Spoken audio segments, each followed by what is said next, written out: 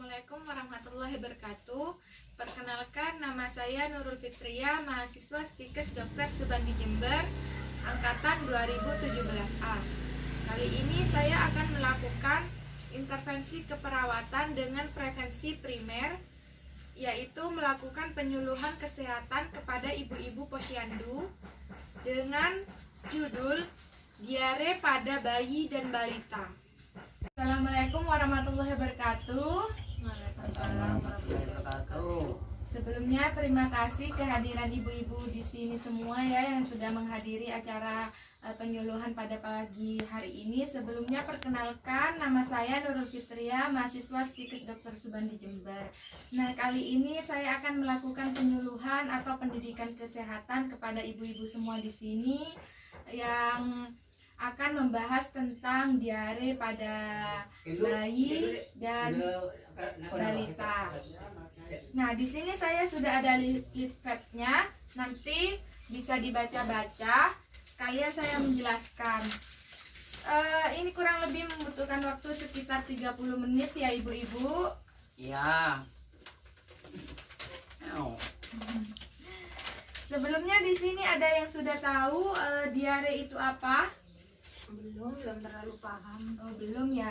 Jadi diare itu adalah buang air besar atau yang lembek atau cair, bahkan dapat berupa air saja. Jadi frekuensinya itu lebih sering, biasanya maksimal itu bisa berkali-kali dan minimal bisa 3 kali dalam satu hari. Jadi itu bisa dikatakan diare. Itu ibu-ibu pengertian tentang diare. Nah, untuk penyebabnya apa saja penyebab diare?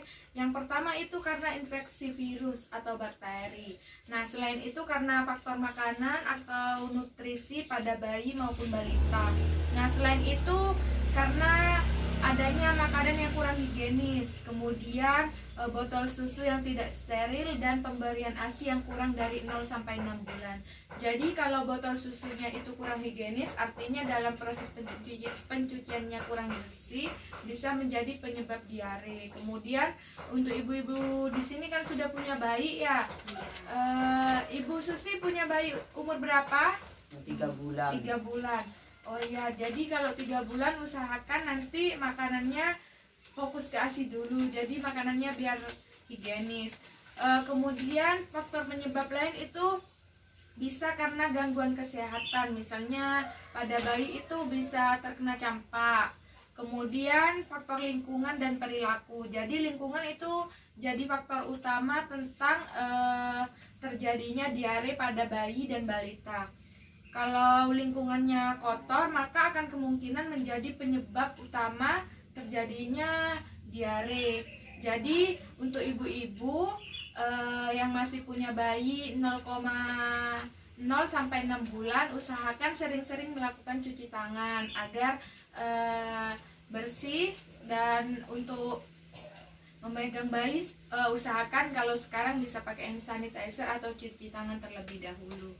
Kemudian selain itu kalau pada balita, faktor penyebabnya biasanya karena makan makanan yang kurang baik atau kurang higienis. Selain itu karena faktor psikologi pada anak, misalkan anak itu mengalami ketakutan atau kecemasan. Nah, itu penyebab-penyebab dari terjadinya diare. Untuk tanda-tanda diare di sini itu biasanya karena bercak atau cairan. Biasanya pada bayi itu ada bercak-bercak seperti yang tadi saya sebutkan. Kemudian kalau pada balita biasanya bisa muntah atau keluar air, sering menangis seperti itu. Kemudian pada bayi maupun balita sering mengalami demam.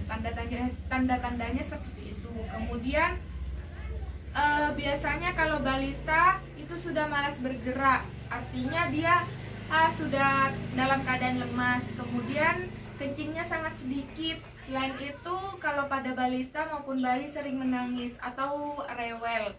Dan yang paling penting itu dehidrasi atau kekurangan cairan. Misalnya kalau pada balita itu sering keluar keringat, itu tandanya kan mengalami dehidrasi. Nah, itu tanda-tanda yang terjadi pada diare pada anak dan balita.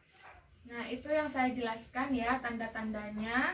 Kemudian yang tadi pengertiannya, tanda-tanda dan penyebab. Nah, sekarang saya ingin menjelaskan tentang bahaya dari diare pada bayi dan balita. Nah, untuk diare sendiri ini kan kemungkinan bayi atau balitanya itu kan mengalami dehidrasi atau kekurangan cairan. Jadi otomatis bayi akan mengalami lemas akibat kekurangan cairan ini. Dan jika orang tua atau ibu sekalian ini tidak tahu tanda-tandanya tersebut dan kemudian telat, ini bisa menyebabkan kehabisan cairan dan bahkan bisa menyebabkan kematian pada bayi maupun balita. Jadi usahakan dikontrol tanda-tanda yang terjadi, misalkan ada tanda-tanda yang muncul pada bayi ibu dan pada balita ibu atau anak ibu, segera rujuk ke rumah sakit. Jadi jangan sampai telat untuk membawa ke rumah sakit ya, seperti itu.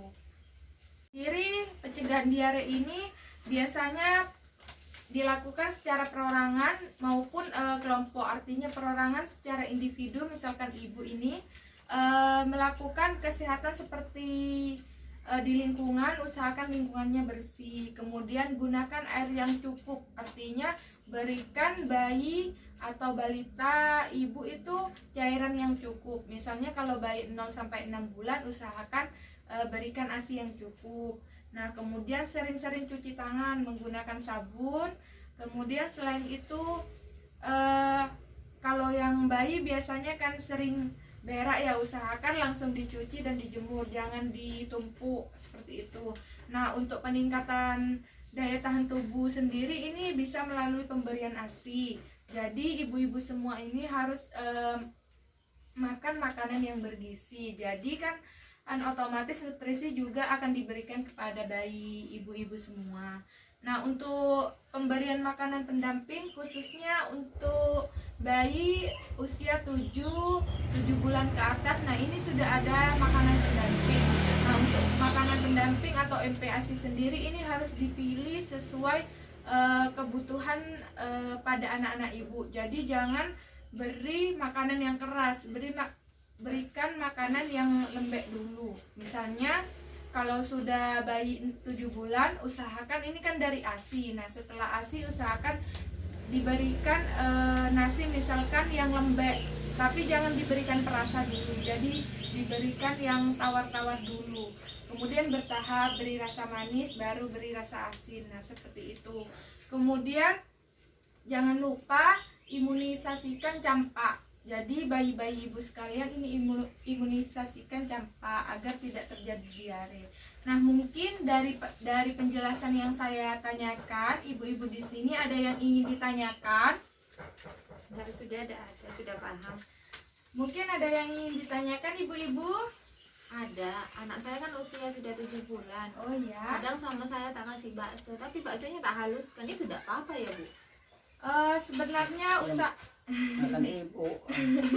Nah, sebaiknya atau usahakan seperti yang saya jelaskan tadi, usahakan setelah 6 bulan ini kan pencernaan si bayi ini kan masih belum maksimal cara bekerjanya. Jadi usahakan kasih makanan yang lembek dulu, misalnya seperti bubur. Kalaupun bubur jangan ditambah santan ataupun yang lain, jadi harus tawar. Berarti tidak boleh kasih apa-apa. Iya, dulu. usahakan jangan, jadi bertahap yang ringan-ringan dulu, kan kasihan ke pencernaannya si bayi ibu.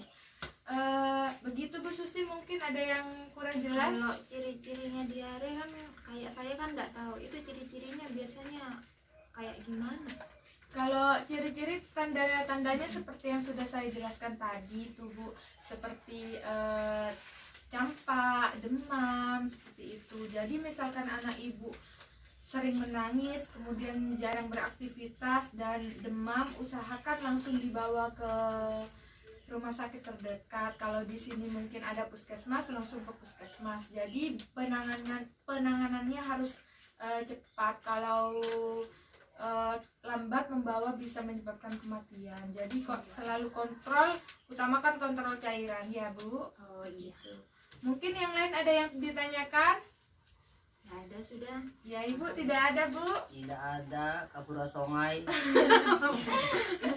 Baik Ibu, terima kasih atas partisipasinya semua. Mohon maaf jika ada salah-salah kata. Baik, sampai jumpa di lain waktu. Wassalamualaikum warahmatullahi wabarakatuh. Salam.